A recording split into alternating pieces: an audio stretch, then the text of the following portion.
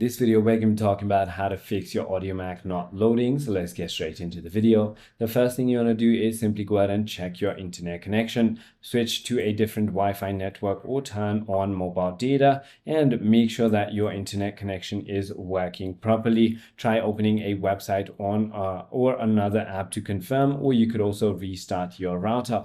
If that is not the case, then what you want to do is check by going into downdetector.com and search Audiomack to see if the servers are up and running. If not, you might need to simply go ahead and wait for it to come back. You can also try closing the application and reopening it, which should go ahead and fix the problem. If it doesn't and you're on an Android device, you can simply go ahead and clear cache, which is going to go ahead and solve this problem. If it still doesn't, you want to go to the App Store or Play Store and check if there are any updates available. If there are, simply go ahead and update the application. Always make sure that all the permissions allowed for the application or needed for the application are allowed, and you can also try restarting your device or even reinstalling the application.